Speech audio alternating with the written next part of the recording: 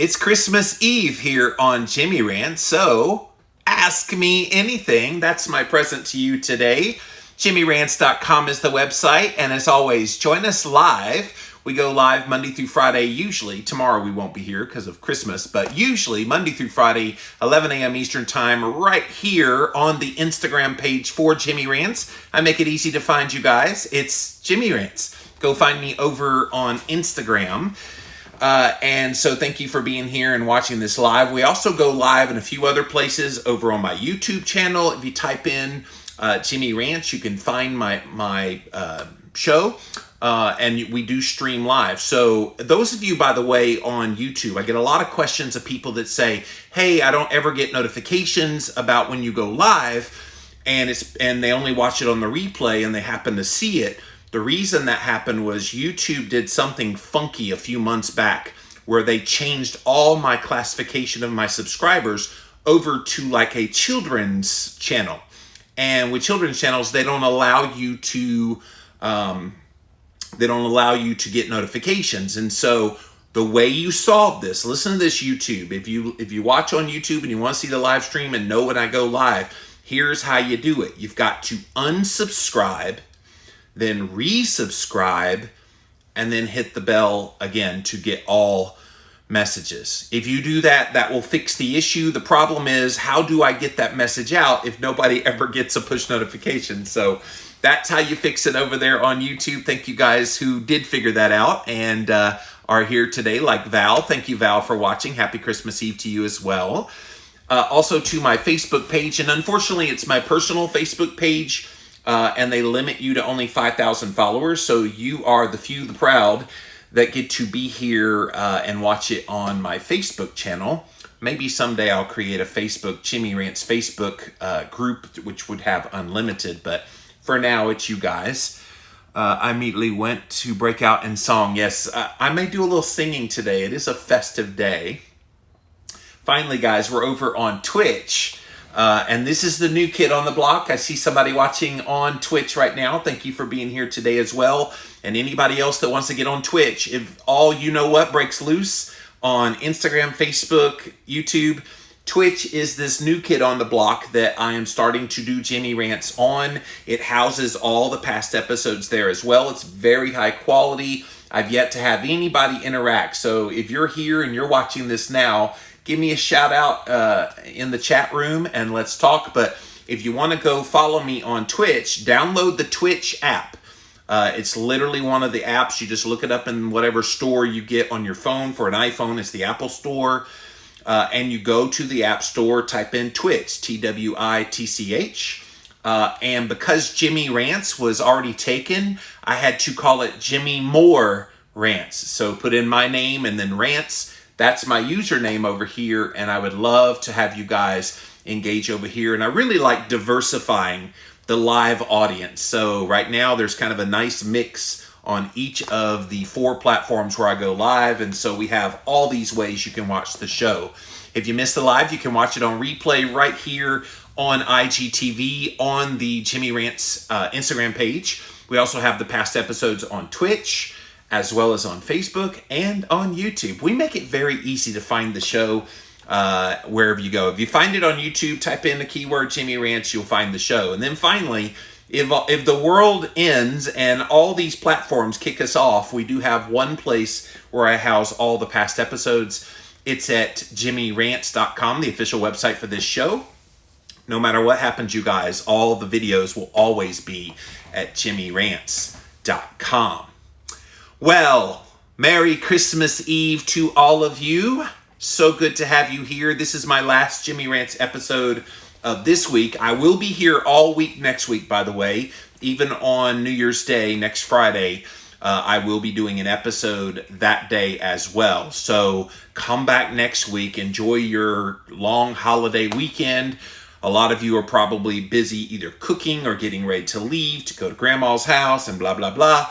And good for you guys. I'm glad that it's going to be a fun weekend. After this year, we've all needed a little bit of a break, a little bit of normality, and Christmas is kind of a normal time. It's a reflective time. It can be stressful if you want it to be, but don't let it be stressful.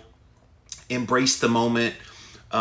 Cherish what you have. Cherish the good things about your life, because this year has definitely made us all contemplate what our life is about and why we live, why we're here. Let 2020 and the end of 2020 be the impetus for bigger and better things coming next year. Because it's easy to be down about what happened this year. It's easy to feel like, oh my gosh, we're never going to get out of this malaise. But that's your choice. You choose how you want to feel about what this year was all about. And for me, you guys, it's been a tough year for me personally. Obviously, with all the everything with the virus and everything with everything else, it's been a tough year on all of us. But then a lot of you guys dealing with some stuff. So be kind to yourself. Take this last week and a half of the year and just reflect on the things that you're blessed with, and the things that you're happy about. Oh, YouTube froze, Val said. Sorry about that. Yeah, it does say connection unstable. Please wait while we try reconnecting. Yeah, I've not been real happy with YouTube lately on the live stream, so sorry about that. See, this is why I have multiple formats, and I see Shirley, you also popped over from YouTube, so hopefully it comes back. If I see that it comes back, I'll let you guys know, but yeah, it's why I do multiple formats. I want to be able to have plenty of opportunities for you guys to watch. Okay, let's get the show on the road. I can sit here and blabber all day, but those of you that are new to my show, Jimmy Rants, usually it's Fridays that we do Ask Me Anything, but because tomorrow is Christmas and Friday is tomorrow, we're doing it today. So this is a nice little Christmas present for you guys. I'll do what I always do. I start off with a few headlines that caught my attention. Then I've got some questions that came in ahead of time. And then we'll come to you guys for your questions. So this is literally Ask Me Anything. So ask away, go ahead and get your questions ready. I can answer questions all about ketogenic diets. I can talk about fasting, cholesterol, podcasting, book writing, anything personal you want to ask you. Or if you have some Christmas questions for me, I'd be happy to answer those. Pretty much whatever's on your mind, I'm happy to answer your questions. I got some really good ones ahead of time, so get ready for that, you guys. But first, let's get to some headlines. And this is a long article here. I almost did a whole Jimmy Rants on it, but I was like, yeah, no, we're just going to mention it on Ask Me Anything. All right, it's a Yahoo story. Here is why V-worded people still need to wear a mask. So the big V word for 91-divoc, that's my code now, you guys that are new to this. If you haven't heard me talk about 91-divoc, go backwards. What does it spell? Oh, that. And then the V word should be pretty obvious because Moderna and Pfizer have shipped out millions of doses of the V word. So that's where we are. Okay. So it turns out all year long they've been telling us, just wait for the V word, wait for the V word, wait for the V word, and everything will be back to normal. Well, now they're changing the narrative. Now they're saying, oh, well, even when the V word gets here, you still have to wear a mask. And they explain why in this article. And again, it's a long article. I'm going to try to skim it real fast. They seem to be remarkably good, these V words, at preventing serious illness. It's unclear how well they will curb the spread of the coronavirus. The trials tracked only how many people became sick with 91-divoc after having it. That leaves open the possibility that some V-word people get infected without developing symptoms, and it could silently transmit the whole dormant kind of passing on of the virus. If V-worded people are silent spreaders, they may keep it circulating in the communities, putting un-V-worded people at risk. That's why they have to keep wearing a mask. Are you guys tired of where they sell us one thing, but then they do another thing? Because for me, this all started with, all right, everybody 2 weeks in lockdown to flatten the curve, and then we're back to our normal lives again. Well, we all did that. We were obedient, basically. We did all the things they asked us to do, and we obediently stayed locked down for 2 weeks. And 2 weeks came, and then it became 2 more weeks. And for a lot of places, even lots of months, it kept going. And I think that started it. And then at first they were like, don't wear a mask because it's useless against a virus like this. And then they were like, wear a mask, and you must wear a mask. And now there's mask mandates. And then the whole hydroxychloroquine, which I've got a story about here in a minute. First, it was perfectly fine to be used as a therapeutic in treating 9-1-Divoc. And then they're like, oh no, it's the worst thing possible. We can't allow that to get out there, da-da-da-da-da. And so they've just gone back and forth, back and forth. And this whole thing of, well, if we get the V word, that's the big answer to end all this. And I suppose eventually, but in this story, an immunologist at Stanford, Michael Tall, a lot of people are thinking once they got the V word, they're not going to have to wear a mask anymore. It's really going to be critical for them to know they could still be contagious.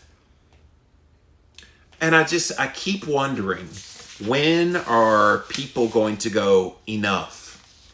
Like, I get it. We're all trying to do our part to prevent people from being sick, and I get it. The mask thing is a part of that for a lot of people's philosophy on dealing with this. But I fear if we don't start pushing back on some of these things that they're pushing on us, when does it stop? And again, I'm not trying to be alarmist. I'm not trying to say buck the trend willy-nilly. I'm just saying they've pushed and they've pushed and they've pushed and they've pushed. Are you tired of being pushed around? I, for one, am. I, for one, want some sanity here. I, for one, want somebody to please explain in clear, detailed language how we're actually getting out of this. Because every time they open that door, well, wait for the V word and everything will get back to normal. Well, now they're talking about as far as middle of 2022, before you stop wearing masks, before we can get back out there in the real world and live our lives again and kids go back to school. Like, it's gotten to the point where I think people are fatigued by all of this. And a lot of the things are falling on deaf ears now. And my evidence of that, by the way, is we had a lot of people fly home for Christmas. Maybe you're visiting family right now, and millions upon millions of people flew to go be with grandma, to go be with family. And so people are over it, I think. And as much as we are here at the end of the year over it, because we've dealt with hell and back for a lot of us, I don't think they've seen the half of how over it we are come 2021. I think there's going to be some uprisings of people going, can't do it anymore. No, for mental health's sake, for the sake of a lot of things. And these poor businesses, my God, my heart breaks as a business owner myself. My heart breaks watching people basically watch their entire life savings go up in smoke because they're being mandated to shut down. Meanwhile, their competition is allowed to stay open. Think about like a mom and pop retail store. Oh, you can't be open. You're a super spreader. But then Amazon's open. But then Sam's Club and Walmart and Costco, they're all open. But your little mom and pop store can't be open. So I think people are getting frustrated, you guys, and it's gonna percolate. I hate to kind of put that message out here on Christmas Eve, but it is real and it's where people are. And just be ready, because I don't think, if that's how you're feeling, by the way, and you've held it back because you're like, well, I can't be feeling this way because that's civil disobedience. I think we're going to see a lot of civil disobedience in the new year. But let's see. But the V word was not the answer. Everybody thinks it's the answer. It's not the answer. You're still going to have to wear your mask. You're still going to have to be socially distanced. You're still going to have to do all the things they've forced upon us all year long. It's going to continue into 2021, even if you get the V word. People are going to think that V word lets them rip everything off and, oh, I'm free. And they're not. And the ALEXA just thought I talked to her. I couldn't find a list called the A. Yes, I'm not talking to you, ALEXA. I just thought I. She's talking to me. I didn't even say ALEXA. Anyway, let me get to the next headline. Could the keto diet be impacting your sleep? So I've heard this for many years. Well, if you eat the keto diet, it messes with your sleep. And for the longest time, and even in my book, Keto Clarity, we address this, that when you go on a ketogenic diet, there can be an adjustment period where you could have trouble sleeping. Same with fasting, by the way. If you fast, you could have issues with your sleep and sleep quality. But what I observed in my own self for a little while was, okay, yeah, you sleep shorter, but it's because you don't have as much recovery that needs to take place. And so if you don't have to recover, you don't need as much sleep. And then I wear this little ring, the Oura ring, O-U-R-A, if you want to go look it up. And it tracks my sleep, kind of like a Fitbit does. And in there, I could see that even though I would get like 6 hours of sleep, it would be about half to 70% of it would be the good quality recovery sleep. And so for me, I saw it, okay, I sleep short, but I sleep well in that short amount of time. So let's see what they say about it here. So they talk about what the keto diet is. Okay. Researchers at the University of Sydney studied the short-term effects of a very low-carbohydrate diet in a small sample of healthy adult men. So remember, short-term, which means they're still in the adaptation phase. And in those early days, it's going to be tough with the sleep. They found that REM sleep declined, slow-wave sleep increased. That means light sleep. They hypothesized this was due to how fat is metabolized. Less REM sleep is linked to health problems, but not if it's short term. Like keto adaptation comes in about 2 to 4 weeks for most people. So that first couple weeks, okay, yeah, maybe your REM sleep declines, but then it comes back. And so it's kind of silly for them to, well, we know it's linked to all these cognitive disorders and concentration and mood disorders, and it can exacerbate sleep disorders like narcolepsy and sleep apnea, but it's not long term. And in fact, short-term insomnia is a real phenomena if you go keto. And the reason for that is L-tryptophan is an amino acid that helps produce serotonin and melatonin, both of which play a direct role in the sleep cycle. Many of us get that amino acid through carbohydrates. Huh? Tryptophan? The amino acid you get from carbohydrates? Dude, the person that wrote this article doesn't have a person. Psychology Today wrote this article. Do they not know that turkey has lots of tryptophan? You know, the whole food coma, the turkey coma on Thanksgiving has lots of tryptophan. So if it's tryptophan and an amino acid, a protein that's helping to produce serotonin and melatonin, which plays a role in the sleep cycle, eat some turkey early on your ketogenic diet. You get it through carbohydrates? They must play us for stupid.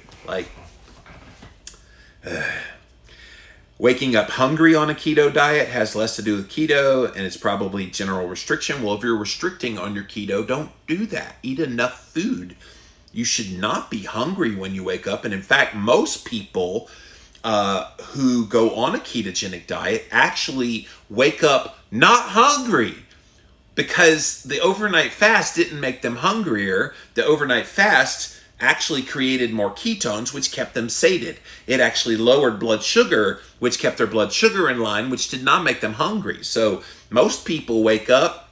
A lot of people like bulletproof coffee in the morning, so they'll have that. And even people that don't power through and don't eat till like noon or 1. So what was he talking about? Waking up hungry. So sleep disorders, they say, can be remedied if you add in a few extra carbohydrates, increase daytime alertness. A keto diet may increase anytime alertness and energy levels because of adenosine, which is a brain chemical involved in sleep regulation. Keto promotes the production of adenosine, which regulates your central nervous system and even is linked to slower or deeper slow wave sleep at night. Well, see, here's the thing. More than adenosine, I think getting your circadian rhythm entrained by getting light in your eyes at different parts of the day will help you sleep at night. So guys, you guys that follow me, you know I've got a very strong circadian rhythm. Like when that sun is going down, so is Jimmy. Like when we've had shorter and shorter days, and we've got we just had winter solstice, and so we had the shortest day of the year. Now that these days are short, I'm getting so sleepy that I'm in bed at like 6:30 at night. Now I'm getting up early in the morning before the sun rises, but I have such a strong circadian rhythm despite eating a ketogenic, mostly carnivore kind of diet, that I can go to bed pretty early. Now, one thing I have tinkered with that I wanted to share with you guys today is just as an experiment, I wanted to see, could I get more deep and REM sleep with some targeted carbohydrate at specific times? And so what I do is I wait until the afternoon, somewhere around 3-4 o'clock, and I have just a tinge of carbohydrate, 50 grams, just to see what would happen to my sleep. And those of you that follow my Instagram page, I post my sleep just about every single day. And I haven't done this every day, by the way, so don't look at today's and think I did it. I did it for about 3 or 4 days in a row last week. And I ended up having at least 4 hours of combined REM and deep sleep when I did that. Why did that happen? I think because the carbohydrates were getting in there and probably requiring more repair, it pushed me into those deeper cycles of sleep. So it's kind of interesting to kind of tinker around with that kind of stuff. And those of you going to Christmas celebrations and you're going to indulge, pay attention to how you feel in sleep. If you've got a way to track, if you've got a Fitbit, an Oura Ring, you've got a way to track, look at the difference in your REM and your deep sleep. And that'll be interesting for you to see if you decide to have a few more carbohydrates. So they conclude in here, it's probably not good to eat keto if you want to sleep well. Instead, consider the paleo diet. So that was the Psychology Today article. If you're just joining us, we are on Ask Me Anything. It's a special Christmas Eve edition of my show here on Jimmy Rants. Usually I do this show on Fridays where I let you ask me any question you want. And so since tomorrow is Christmas, tomorrow Friday is Christmas, we're letting you do that today. So if you want to engage in the show today and ask me anything, literally ask me whatever you want. And here in a minute, I will get to your questions. The next article is from the Aggie.org. Strict diets can deprive us of happiness and health. We need to focus on loving and listening to our bodies when it comes to our diet. In the US, diet culture began in the early 1900s. It's accumulated an exhaustive list of all these different diet fads for people to try. Celebrities promote it. Popular magazines, social media influencers are at the top of the list for promoting all these trends. And so in this article, I love the tone of it. Listen to this line. Generally, people aren't quick to share the negative outcomes or hardships that they experience in the day-to-day. Instead, they use social media to highlight the favorable and positive aspects of our lives. In regards to dieting, it shows more pleasing to show, or it's more pleasing to show the successful results rather than the struggles and the lack of progress. Sadly, this generates the idea that diets are so easy and accessible for everyone. And I can tell you from personal experience, I have to unfollow those people who are always pie in the sky all the time on their social media. And if you're talking about diet and health, and if you're an influencer and you're watching this, shame on you if all you do is show positive, positive, positive, easy, easy, easy, look at me, look at me, look at me, buy my products, buy my products, buy my products. Those are the people that I think are the scum of the earth when it comes to the diet industry. Guys, you're not reaching people where they are if you're not also talking about struggles in the midst of it. Now, sometimes they'll pay a little bit of lip service. Well, I've heard that some people out there aren't doing very well, and then they kind of like scourge it as if it's not their problem. I think the reason why so many people relate to me is I'm a real person. I work through things on my own. I share the good, bad, and ugly. And it's not always fun when you show that part of yourself, because you have to show a bit of vulnerability when you do that. And not everyone wants to become a target. And I've been a big target. I haven't shied away from being the target over the years, because I think it helps people when you are that open and honest with them.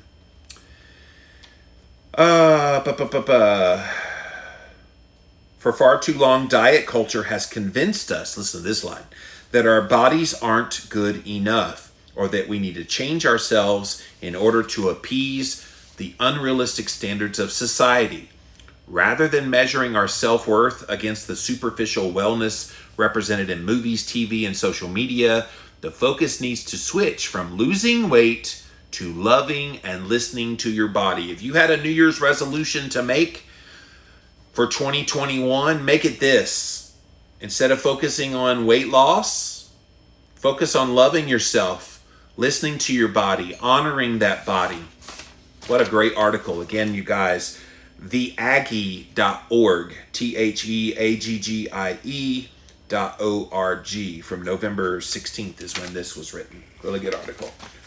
And then finally, the American Medical Association has now rescinded their previous statement against prescribing hydroxychloroquine for 9-1-DIVOC patients. So you might know it was a few months ago when the FDA removed their emergency use authorization for HCQ for a prophylactic for people with 9-1-DIVOC, or as a therapeutic for people who get it.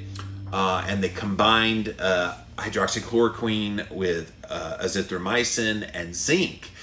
And that cocktail tended to keep people out of the hospital. So when they would present symptoms to their primary care physician, they would go and talk to them, and then those primary care physicians could prescribe this cocktail. Well, what happened was it started getting a lot of popularity, and they're all waiting on the V word, which is now here, and they removed the emergency use authorization. Well, the American Medical Association agreed with it at the time. They have now rescinded it, you guys. It was a surprise move, and this just happened this week. Physicians now have the okay to return to using the medication at their discretion. Now, it's kind of weird timing. Why would they do it now that we have the V word? It seems odd that they would be in favor of it now. We needed it months ago before the V word was done. It was a proven treatment. All those doctors that got censored all over the internet, they were talking about this. Isn't this odd timing? It was in March that the AMA was highly critical of HCQ, in addition to discouraging doctors from ordering it in bulk for off-label use, meaning using it for 9-1-DIVOC. It's usually used for malaria. They claimed there was no proof it would help for 9-1-DIVOC and that it could actually be harmful. But on the new statement, the organization reversed their stance, stating that its potential for good currently supersedes the threat of any potential harmful side effects. You know, they keep telling us, follow the science, follow the science, follow the science. Well, the science on hydroxychloroquine was never vague. There were a couple of bogus studies because they gave them unreasonably high levels in those studies that then discounted its use. But they're very clear. All the doctors that have used hydroxychloroquine, they have all been very clear about specific dosage to be therapeutic for the patients. And when you go 10 times that, obviously it's going to have a toxicity level to it. But it's good to see the AMA finally came to their senses, but now we have a V word out there. Is it going to matter? I don't know. All right, guys, so that's all the little headlines I had ahead of time to talk to you guys about. This is Ask Me Anything. If you just joined us, we're doing a special Christmas Eve version of Ask Me Anything. Merry Christmas to all of you and yours. Hopefully you're going to have a great time with family and friends and food and all the everything. So enjoy yourselves this long holiday weekend. And yeah. So we got one more show for you right here that we're doing today. So we got a few questions that came in ahead of time. We're going to go to those now. And then when the time comes, I will be coming to you guys. So ask your questions, get your questions ready. And in just a moment, I will be there for you. But we got a ton of questions came in ahead of time. This first one. So what are you having for Christmas dinner? So honestly, I'm not going to have anything fancy because I'm here by myself. I don't have anybody to be with for Christmas this year. Kind of a strange year for me. Like I said, I'm going through some personal stuff. I've been talking about that quite a bit this year. And so I'm by myself here at Christmas. I will likely have some kind of a meat, probably a steak or something just to kind of chill. That's what I did on Thanksgiving, by the way. I did go visit my mom and my sister in Florida at Thanksgiving, and I looked at them and they were like, what are we having for Thanksgiving? I said, well, do you guys want turkey? And they're like, no. It's like, how about ribeye steaks? I went and bought some ribeye steaks and grilled them up on a grill. So I might do that for Christmas. I know a lot of people have food traditions and things like that. And if you're with family, people, different people bring dishes. But for me, I'm not a complicated human being. Give me a steak and I'm completely happy. But thank you for that question. Next question. What is your best advice for someone who knows low-carb keto would benefit, but they can't stay consistent? I think those people need a coach or need an accountability partner. Because if you know about low carb and you know about keto and you've got all the knowledge to do it, it sounds like what you need is someone who can keep you to it.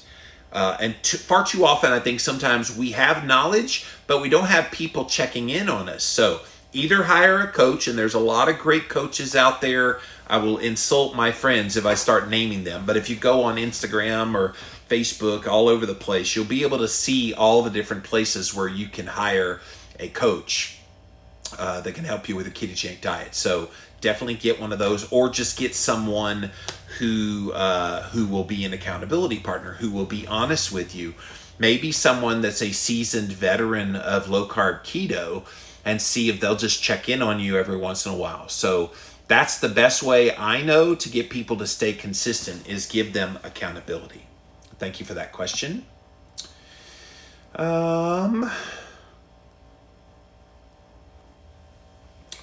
Why do you not put Jimmy Rants on podcasts anymore? So I've never had a Jimmy Rants podcast where we did every single episode of Jimmy Rants. I think at first we tried to do that, but we're at like 600 and something episodes now. That's a lot of podcasts because I do 5 a week. And so what we ended up doing after a while was, you know what? I've got this long-standing show, the Livin' La Vida Low Carb Show, the longest-running health podcast out there.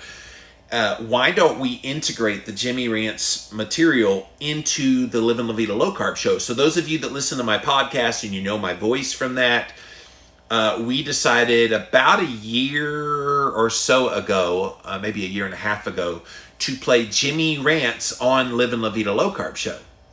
And so Tuesdays is when we do that. So when we come back in the new year, you will start hearing, I'll go ahead and give you my lineup, by the way, for the new year. So when we come back in the new year, what's that, first January 3rd? This is the first Monday of the new year. First, second, 4th. Maybe it's 4th. Anyway, I'm getting confused. I think it's January 4th because Friday's the 1st, 2nd, 3rd. Yeah, 4th. And so that January 4th, on Mondays, starting January 4th, we'll have the One Step Deeper podcast starting to air, and we're making that into a podcast as well as videos. That will air on Mondays. On Tuesday, we'll have Jimmy Rants on the Livin' La Vida Low Carb Show. So it'll be one of my best of Jimmy Rants videos that you guys engage in. Most of the time I get like studies or something related to like nutritional health. If I break down a study, or if I talk about the vegan burger one that I recently did, lots of ideas that I can just do the audio on that Tuesday. So that would air on Tuesday. Jimmy Rants on Living La Vida Low Carb Show. Wednesday is a brand new episode, an interview with someone. My first guest, by the way, of the Living La Vida Low Carb Show in the new year will be Dr. Eric Westman and his girlfriend Amy Berger. They wrote a book together, End the Carb Confusion, I believe is the name of the book. And so I'll be interviewing them very soon, and we'll air that on that first Wednesday in the new year. And then on Thursday, I have a show called Real Talk. And Real Talk, I interview people about not necessarily nutrition stuff. And so my first guest on that show is this guy right here, Dr. Brett Hill from Australia.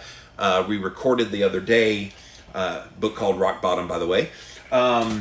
And yeah, we recorded at like 4 o'clock in the morning for me, but I'm up at 4 a.m. because it was like 8 p.m. for him, 4 a.m. for me.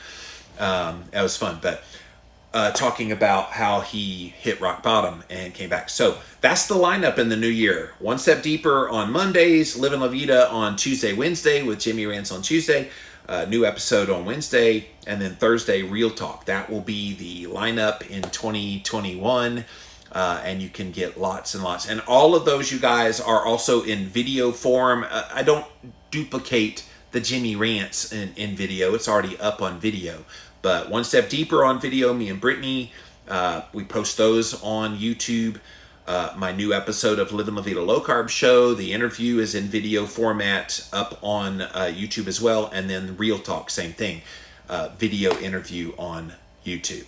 Whew.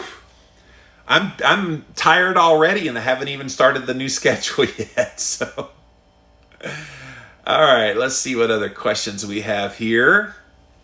What are your favorite holiday traditions? I know people like to have traditions, and I think it's great, especially if you have kids and you have a family unit where you do specific things. I know some families do the whole get one gift and then exchange it with that one person with the whole Secret Santa, and you draw names and all that.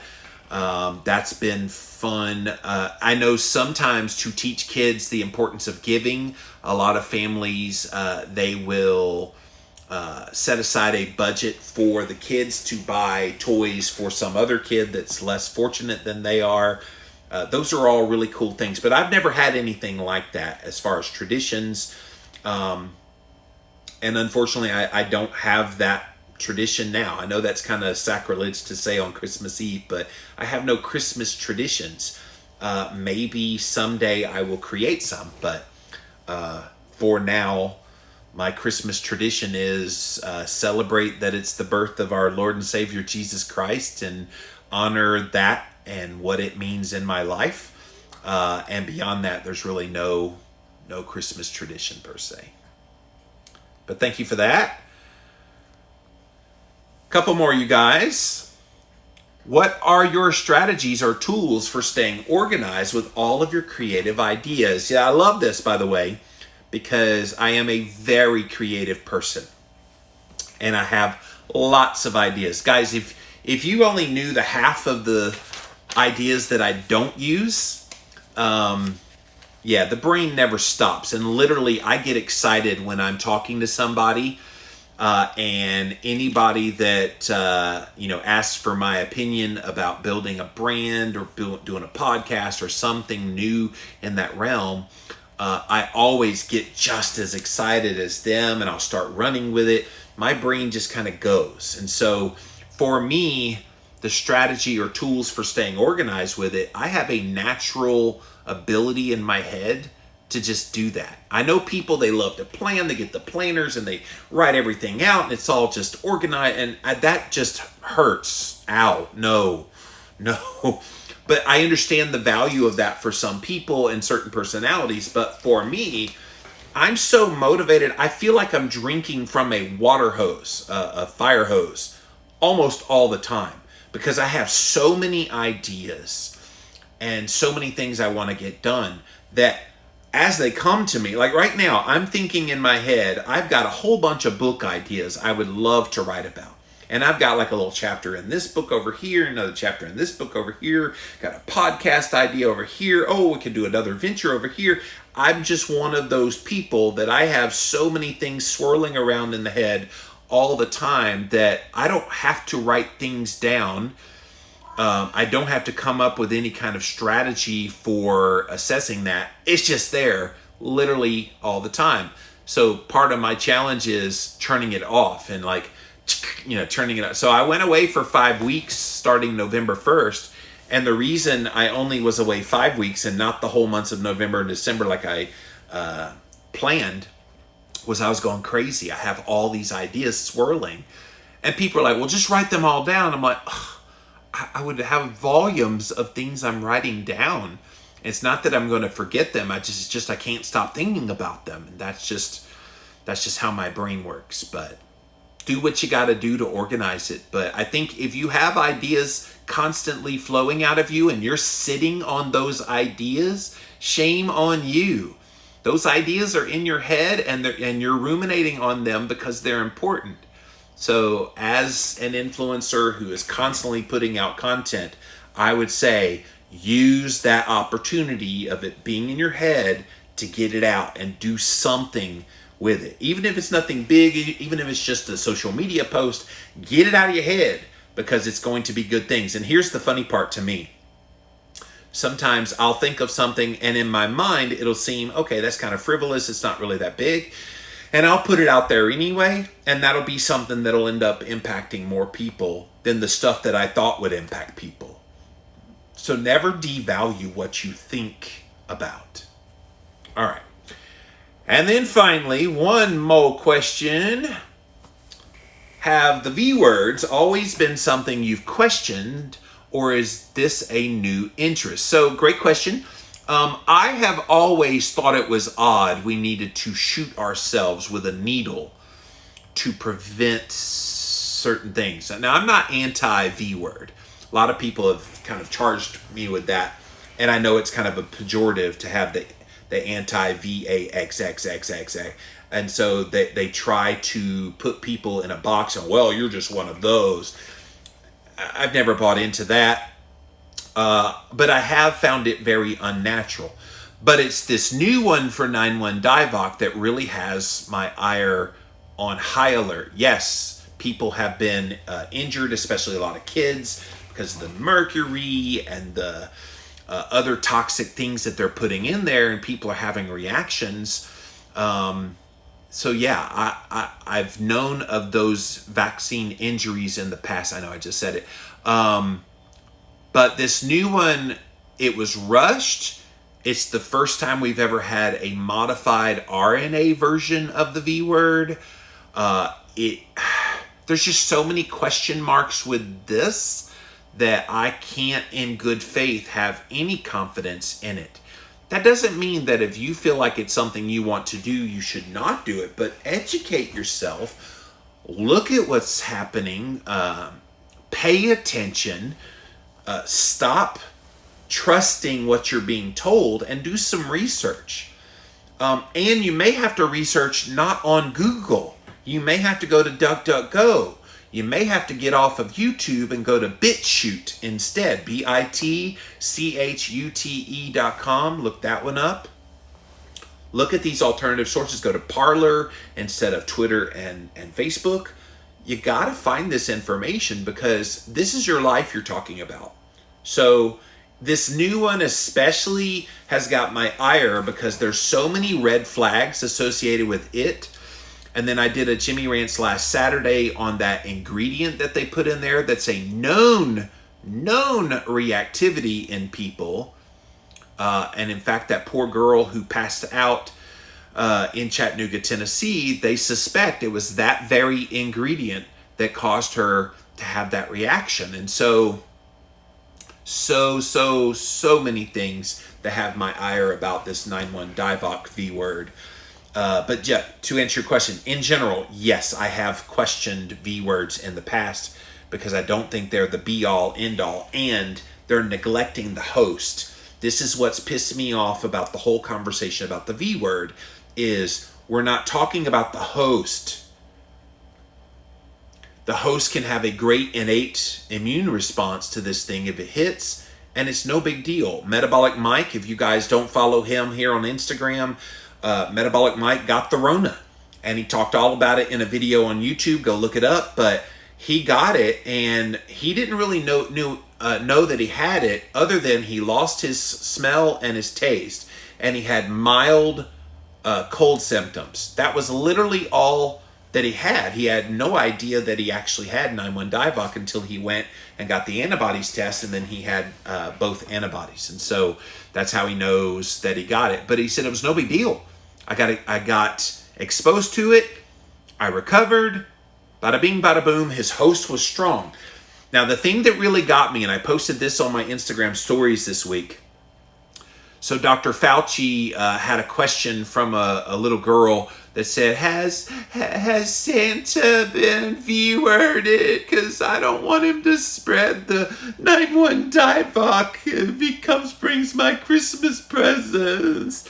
And so the little midget Muppet, as my friend comedian Dave Martin would say, the midget Muppet responded, oh, I personally went and V-worded Santa myself, and he passed the test of immunity and da-da-da-da-da. And then like a month ago, he said something, well, Santa gets an exemption because he's got a strong innate immune system. And I'm going,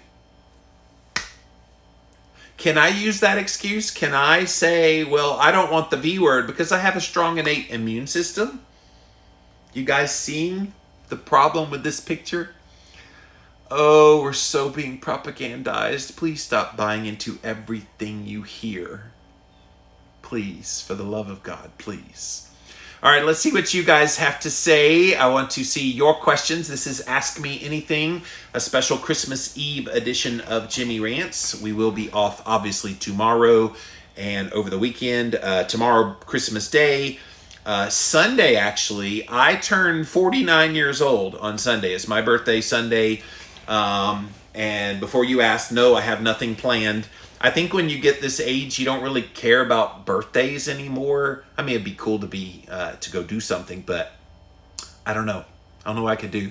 Usually this time of year, it's hard to go do things because most people are with family at Christmas time. And so 2 days after Christmas is not a convenient time. Hey, you want to go out somewhere? And no, dude, I'm with my family.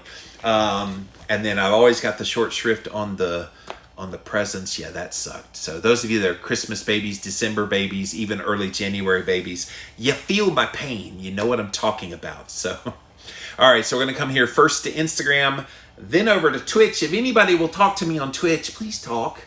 Please ask me anything. We're going to get you guys used to this show if it kills us here. And then over to Facebook. Thank you all for being here today on Jimmy Rants. JimmyRants.com is the website. See if anybody's got any questions for me over here. They didn't like you talking about people visiting each other for Christmas. Oh, over on YouTube. That's why it kicked me off. That's funny. Val says, it's why I follow you on several places. Yeah, Val follows me on YouTube, Instagram, and Facebook. So I love those of you that diversify your Jimmy Rants viewing. So if one does go down, you've got backups. It's why I go live in a bunch of different places. I need to figure out other places to find people. They always move the goalposts. Yeah, that's the problem, Holly. We don't know what the end desired goal that they want for us is because they keep moving it. You're right. Shirley says 1 year of economic lockdown to flatten the economy. Yeah, that's what they've done, unfortunately. And then they want to throw a few dollars at people. Okay, be happy about these few $100s we're giving you. Yeah, screw you. These other countries do not need that money more than we do. We need the money, but I'm going to go off on a rant if I do that.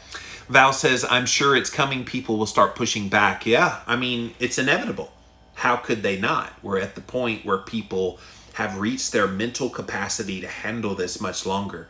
I think, and we're already seeing some people break, but I think it's going to be a lot bigger in 2021. Joshua says, I think peaceful non-compliance is the only way we get out of this. Yeah, I definitely don't want to see riots in the streets, but Will they lock everybody up if they just don't comply with various things that they're telling us that we need to do? And especially those of you in here in the United States. I know, Joshua, you're in Canada, but here and Canada, they've locked you guys completely down. Same in the UK. I know they've locked them down. Here in America, it's specific states, things like California and Michigan, Virginia. There's different places all over that have everybody, pretty much locked up. Then you can go to Texas and Florida, and things are wide open, and they're hustling and bustling, and economy's going great and everything. So it's definitely a strange time. Val says, read an article yesterday that told how they tracked us over Thanksgiving by how many cell phones were in close proximity to each other for more than 2 minutes at a time. They've been doing those kinds of things for a long time. They just haven't said anything about it. But the technology is there. The technology is there for them to listen in on this. The technology is there for them to see us through our cameras on our devices. It's all there. If you think you have privacy, then you're not living in the 21st century, because we lost our privacy a long time ago. Tryptophan is in meat, isn't it? Yes. Yeah, primarily turkey. It's in a few other meats, but people very well know the amino acid tryptophan is in turkey.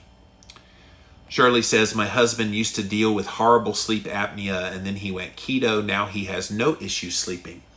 Yeah, that article about the sleep was very strange because, a lot of people, they get better and deeper sleep since going keto than before they were keto.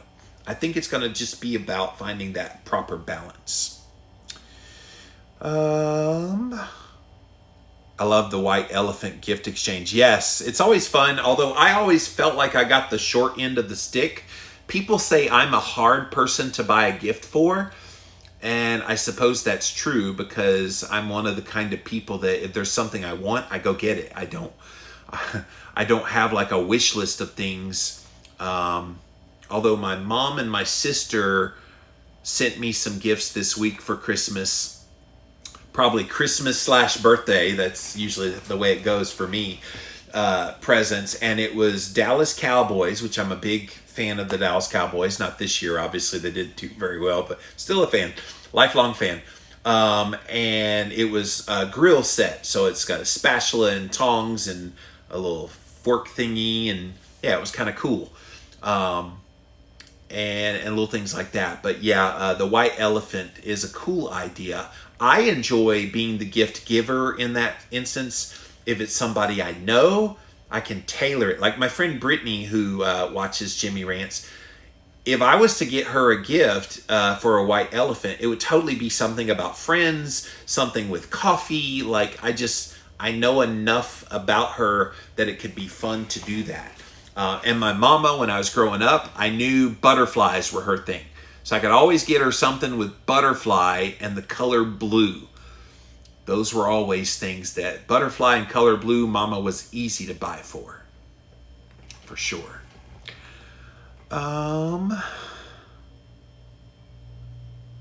Happy early birthday. Thank you, Shirley. All right, thank you, Instagram. I was going to say we'll come over here to Twitch, but nobody's talking. Look, I can see you there. I'm looking right at you right now. Just talking to the camera, right into the chat room. I need to know how this works, and I've yet to see somebody write something. But thank you for watching. I appreciate you being here today. But there's nothing there for me to read except, welcome to the chat room. Welcome, you've got mail. That's an old school reference, those of you that are of a certain age. Now we're going to go over to Facebook. What's up, Facebook? Hope you guys are doing good today. Merry Christmas to you.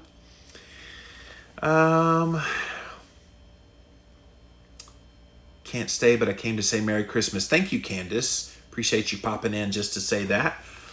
When I have a carb before bed, I don't wake up hungry, says Melissa. That's interesting. So you eat a carb before bed. And let me try to figure out why that works, Melissa. So you have a carb, and I guess carb is generic. You're not having ding dongs and Twinkies and Coca-Cola. You're probably having sweet potato or something starchy. And so if you have it before bed, I wonder if the reason you don't wake up hungry is because you sleep well. because of the carbohydrate you had before bedtime. So you have a little bit of carb, you sleep well, you get really good deep and REM sleep, and then you wake up, and because you slept well, that kept all your hormones at bay, and you're not hungry. Your blood sugar's probably lower, cortisol is under control. That's an interesting theory. Thank you for sharing that that's what happens to you. Mandy says, what processes or programs should one go through to begin writing a book? Ooh, just like that question over here on Instagram a moment ago, I'm not one of these people that has to overly kind of organize it. And I've talked about kind of my process, and this is how I do it, you guys. So if I've got an idea for a book, the big idea, so I get the topic, and then the first thing I do is, what are the main things I want to talk about in that book? And I list them out. And so in listing them out, those become the chapters. So then I start adding and trying to create what the chapter titles would be. And then I put them in some kind of an order in the book. And always thinking, okay, there's going to be an introduction, then there's going to be different parts of the book, then there's going to be kind of an epilogue, an afterthought that you put at the end. For me, in a lot of my books, I like to put a challenge at the end. Let's look at Keto Clarity, for example. So when I was writing this book, and I was coming up with the idea for this book, the main thing that I did, very first thing that I did that my publisher asked for was I need an outline. So I created this outline right here. I know those of you, you can't see it because it's kind of blurred out, but and it's small. But basically, introduction, meet the keto experts, because I have moment of clarity experts, and then the various chapters, then an epilogue, and then acknowledgments, all the things at the end. But most of these chapters came out of my head almost in that exact order before I wrote a single word of the book. And so then what I do, once I have chapters in place, then I go, okay, what am I most excited about of all these topics? Not necessarily chapter one. Of all these topics in the book, which one is top of mind, really fresh, really excited, really energetic about, super excited about? Start writing on that. So for me, it might be chapter 10, where I just go right to chapter 10 and I don't worry about spelling or grammar. I just the best part to me of writing a book is the brain dump. So if you've got information to share and you're dumping that information down on your computer, and I'm just going to town, just brain dumping, because here's the magic of book writing. Everybody's like, oh my gosh, how do you stare at the page and it's got to be so perfect? I'm like, For me, brain dumping puts something on the page, and then once something is on the page, you step away from it, and then you come back to it, and it's the coming back and the refining and the refining and the refining. You kind of go, oh, I didn't mean to say it that way, or, ooh, that line's really good. Let me move that to chapter 7 instead. It'll be great. And it's just this, it's like this beautiful symphony, or at least for me. I wrote 7 books in 7 years, so I got pretty darn good at this process, where you just get it out there. And then for me, after that, once it starts kind of coming together, you make sure you don't have a super small chapter. So if you have a chapter that's 4 pages, you got to either add things to it, or you've got to integrate it into another part of the book. I think if you're going to do chapters, you need to do at least 10 pages in a chapter, at least 10 pages. If you don't do 10 pages in a chapter, then it's probably needing to be integrated into other parts of the book. So just kind of work it and let it be a fluid project. Don't put yourself in a box of thinking that you have to stay with what you originally put down in your outline. Your outline is just a suggestion of what you want the book to be like and how you want it to flow. And maybe in the midst of writing it, you will see that it flows in the order that you did it in, or, ooh, I need to move this up here and this down here, and you make it better.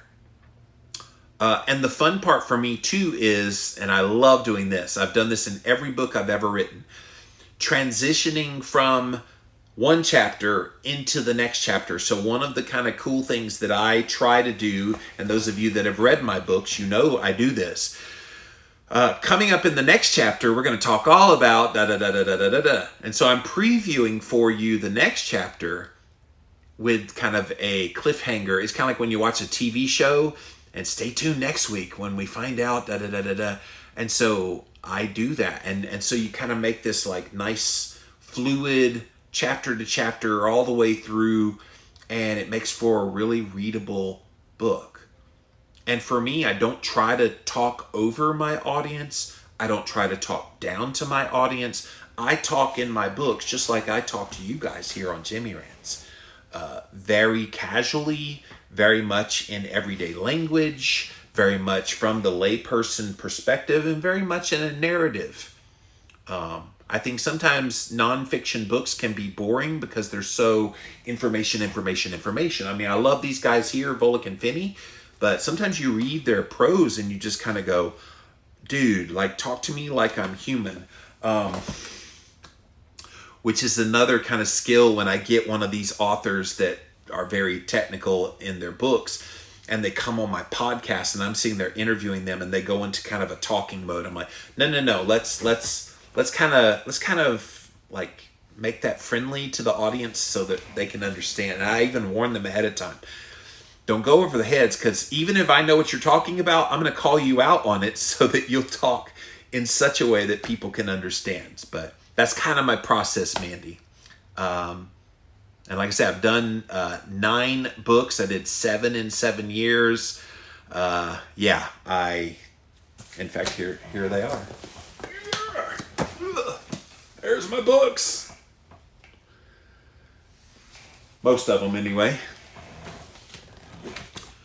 All right. I love the One Step Deeper podcast, by the way. Thank you for those. I've gleaned good info, which has helped my current daughter canceling me issue. Listening to you and Brittany, no matter how old or wise we are in life experience, it helps to hear other people's experiences and solutions. Thank you for that. Brittany and I have been talking about doing that show for a long time, Lynn, because we are the best of friends and we do talk very deep, very often. In personal conversations. And so I was like, hey girl, we need to bring this, because we both will always like enlighten each other as we're talking. And so I was like, we got to bring this to an audience. And so she had a lot of trepidation about that. She's like, well, I'm not that good. You're Jimmy Moore. I'm like, yeah, and it doesn't mean anything that I've done podcasting. I said, if nothing else, I should be able to take a lot of pressure off of you because I am skilled at it. But that show has pushed my ability to not go into podcasting mode, because it's very easy for me to go on my show and start getting into podcast mode. You know, I'm talking about in kind of the radio voice a bit. That show, I try to let my hair down. If I had hair, I would let it down a little bit and be more just who I am in the day-to-day. And I'm pretty much like that with you guys here, just being who I am. I'm a little bit formal when I'm reading a study and things like that, but I usually talk to you guys pretty much the way I would talk to you if you were here live. But yeah, Brittany is just incredible. And like I said, One Step Deeper podcast, you guys, is coming to audio podcasts. It's currently being uploaded to Apple Podcasts and Stitcher and Spotify and all the different places where you can listen. And so come the new year, there will be about 5 or 6 episodes right at the beginning for you to listen to, but you could go watch them right now. We've been doing it for the past month and releasing them in YouTube video form over on YouTube. So type in a keyword, One Step Deeper, over at YouTube and you will find the show. And yeah, we go way deep on some psychological things. Both she and I have been through some childhood trauma in our life, and it gives us a lot of perspective on various things. The one we did this week was all about how to get along with people that you don't really like. So it's very prescient if you have not seen that episode yet. Very prescient for what a lot of you guys will be dealing with the next couple of days. So thank you for that, Lynn. Happy birthday. Thank you for that. I love a good brain dump session. Yes, Mandy. If you've got ideas and you're excited about a topic, don't let that be in vain. You got that excitement for a reason. Take it, run with it, because that's where brilliant ideas come from. Trust me, when I got the idea for Keto Clarity, it was just one of those things that I had been experimenting with the keto diet, had been testing nutritional ketosis, had been getting really excited about it. And every time I talked to people about it, they would get excited about it. I'm like, there's a there. And I remember when I went to approach a publisher about it, they're like, what do you want to write about? And I said, the ketogenic diet. This was 2012. And they're like, yeah, that's a niche. Nobody really cares about that. What else you got? And I'm just like, ugh, I want to talk about keto. And so they let me do cholesterol clarity first, and it did pretty well. And then they let me do the keto book, and then it exploded, and the rest is history. That's kind of my claim to fame in authoring, is coming up with this idea. I believed in the idea for Keto Clarity. I believed in the keto message because I lived it. I breathed it. I was excited about it, had all the momentum with it. And if you have all those feelings about a subject, you better darn well do something with it. Be it a book, be it a podcast, be it some outlet for getting that message out there. Mandy says, I know you have Victory Belt as a publisher, but what's the process like and timeline with a publisher to get a publisher? Well, I am probably going to move away from them, partly because the dynamics of the publishing industry have shifted a bit. Keto is not nearly the popular trend it was maybe 5 years ago. It was pretty hot in the publishing realm. I had the very first kind of keto book that became popular in 2014. And then it started to wane over the past year, and it's continuing to wane because everybody and their mama has a keto book. And so for me, I'm going to go back to my roots, and the roots are self-publishing because I think I have enough of a name now that if I write a book and put it out there and market it through all my channels, then people will know about it and it'll sell. And plus it's a lot more profitable to the author to sell your own book. If you go through a traditional publisher, just know that most traditional publishers, if you get signed, most of them, it's a 2-year wait before your book comes out. Most of them, the process is you start writing on the manuscript. They give you about 6 to 8 months to write your manuscript. You turn in the manuscript to an editor, and then the editors put their grubby hands on it for another like 6 to 8 months. And then they give you back edits, and my publisher worked a little bit differently, but the mainstream publishers, that's how they tend to work.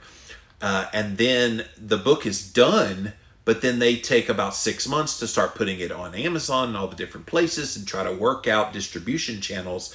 But here's something that people think about publishers that they don't realize. They don't do this. People think publishers market books. People think, oh my gosh, they're going to support me. I'm going to go on a book tour and go to all these stores. No, that's an illusion. Basically, they sign you because you've got a following. You've got Instagram followers, TikTok followers, YouTube followers. That's how they go and find authors.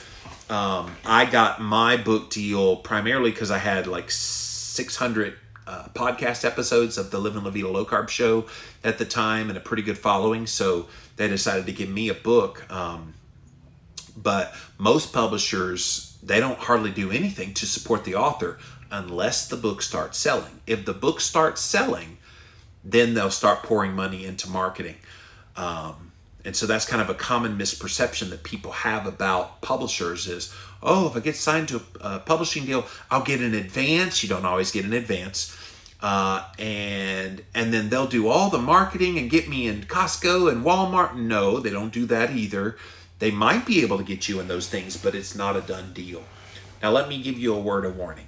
There are some shyster publishing companies out there. Please, please, please avoid the ones that approach you and say, hey, we want you to write a book. Here's the title of the book you're going to write. If you're game for it, we'll send you $8,000 cash and sign this contract. And then they send you this contract. And if you don't read the fine print, you don't realize you're only going to get 10 cents per book on the back end. So they throw you a little bit of money up front because they know the topic will sell. And they throw you $8,000 and then they give you 10 cents per book on the back end. You end up getting screwed. So don't go to companies like that. I don't want to name names because that's not good business practice, but just know there are shyster publishers out there. All right, I'll name one name. This is one that's notorious, you guys. Please, if you are an aspiring author and you get approached by Page Street Publishing, my God, run. I can't tell you how many people got into a Page Street Publishing book deal and then they lived to regret it. I guess in their minds, well, I got $8,000, but in the course of the lifetime of your book, $8,000 is barely anything. Like, I made a lot more than $8,000 off of Keto Clarity, I promise you. A lot more. And you're just cutting your knees if you're doing that. If you're gonna go that route, just do it all by yourself. And the publisher, the self-publishing imprint that I like to use is Create Space. They're the one that Amazon promotes. And so if you look up on DuckDuckGo Create Space, or if you go on Amazon, type in Create Space, you'll be able to find it. That's probably the best self-published imprint out there. And the reason I like it is your book obviously defaults automatically to be sold on Amazon. So that's a bonus.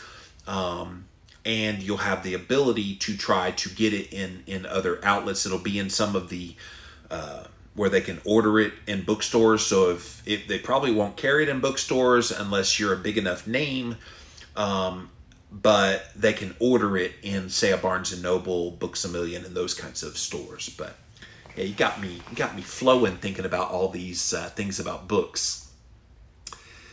Tanya says, I'm so passionate about all that I've learned this year on nutritional health and keto, and I see how it inspires other people. What paralyzes me is that when I sit down to think of posts, I feel like I'm not saying anything new or that I'm just copying all that I've learned from people like you. I get stumped on finding new and creative ways to get the word out. All right, Tanya, can I push back on that? Because I hear from people all the time, why do I need to start a podcast? You do a great job with your podcast. Why do I need to write books? You already write books and other people write books. Why do I need to try to reinvent the wheel? I'm going to tell you why. Newsflash, not everybody likes Jimmy Moore. Not everybody likes different people. Different strokes for different folks, different people relate. Plus, you have a very specific angle that is unique to just you. Like, there's no Tanya Lee Bennett other than you. You're it. And so, be confident in your voice and who you are. You know, and when I came along and started talking about ketogenic diets, I was not the first person to ever talk about ketogenic diets. What I was the first person to kind of layman language it. So find your niche within the topic. And don't discount that there's a lot of people who hadn't heard of me. They haven't heard of Maria Emmerich. They haven't heard of Dr. Berry. They don't know all these kind of key people out there, but they know you.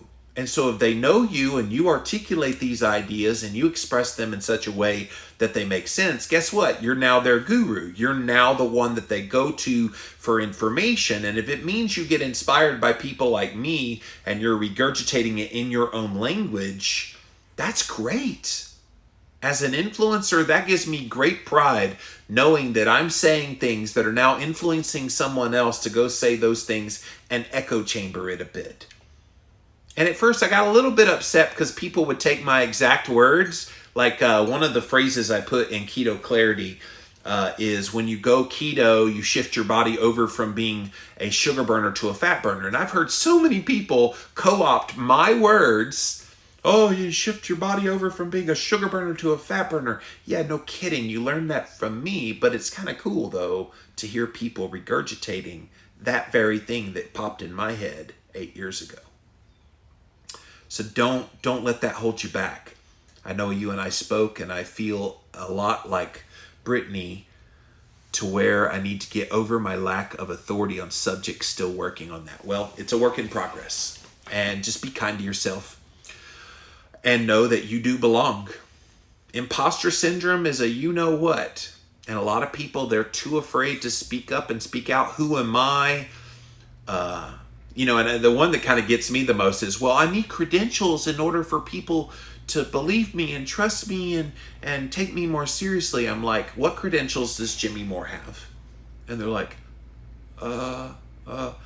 do you believe me and trust me and enjoy the information I share? Oh, yeah. So use that, be who you are, and don't hold back. Like, I don't need a PhD, an MD, an RD, or any D after my name to validate who and what I am and the influence that I have. Like, I speak boldly and I put it out there and let the chips fall where they may. That if people don't want to trust what I have to say, that's fine, because I don't have those credentials. That's fine. But I don't make any bones about being a doctor or being anything other than a curious, educated patient trying to empower people. Oh, my friend Stephanie just said, happy holidays, big hugs, and love you. Love you too, Stephanie. Thank you for saying hello. Mandy says, I suffer from imposter syndrome sometimes. The struggle is real. Oh, it's very real.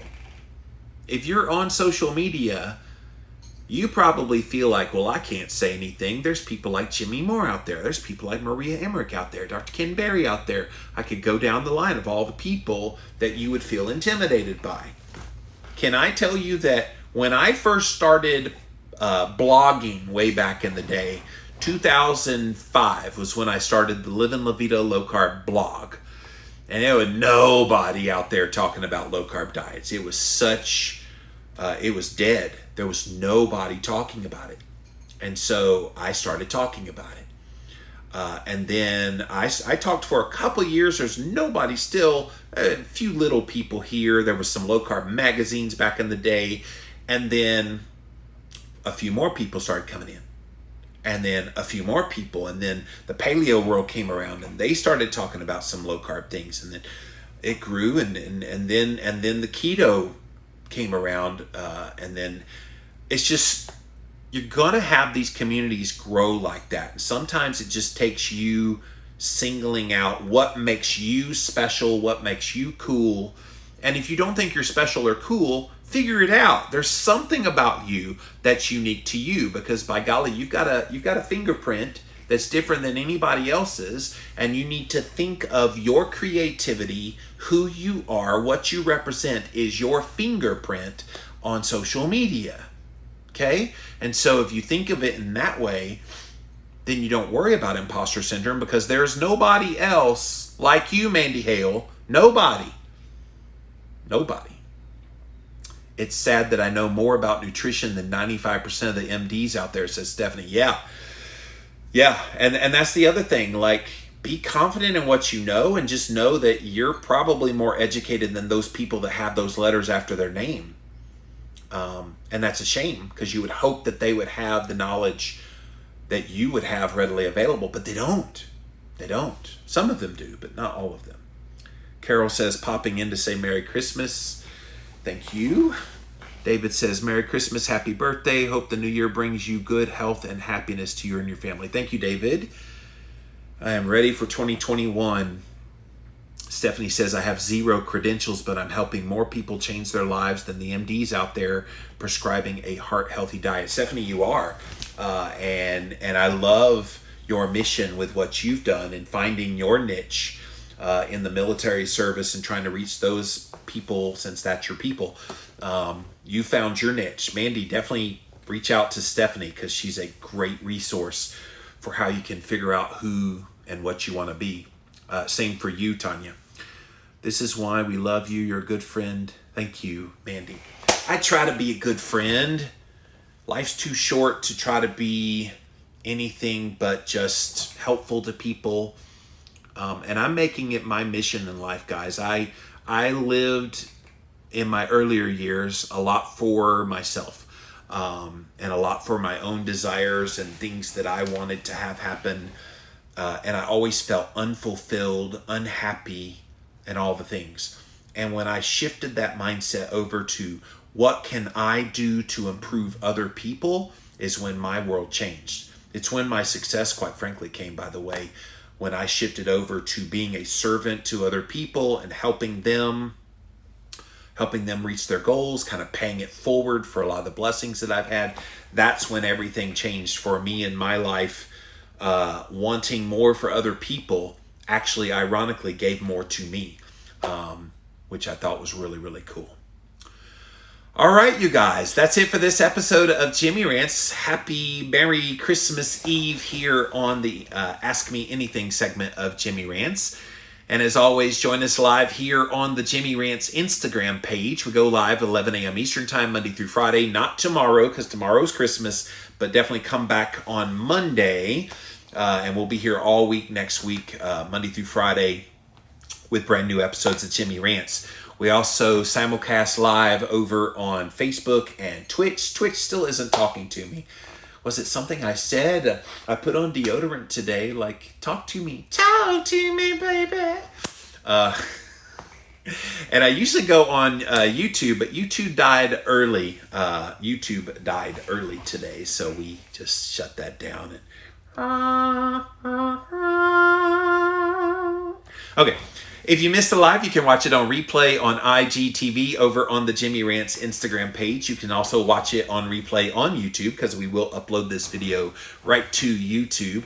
And it's also at jimmyrants.com. Who wants to hear a Christmas song before we leave? I need somebody to throw out some Christmas song. Give me a Christmas song. I will ask Alexa to play it. So the first song that I see somebody write down, I will ask it to play it, and we will go out with a bang today, playing a Christmas song on the Alexa. I say it so I don't trigger my own. Thanks so much. You're amazing inspiration. Thank you. Come on, Christmas song. Somebody, give me a Christmas song. I'll even sing. Make it a weird song, and I'll sing very weird. Winter Wonderland. Okay, Alexa, play Winter Wonderland everywhere.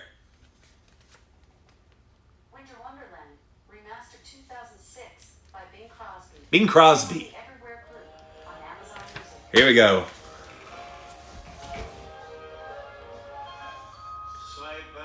Sleigh bells ring. Are you listening? In the lane, snow is glistening. Beautiful sight. We're happy tonight. Walking in a winter wonderland. It's pouring down rain out there. So. Here to stay is the new bird. He's got a great voice. I love Bing Crosby. So crisp sound. In the meadow we can build a snowman. Parson Brown?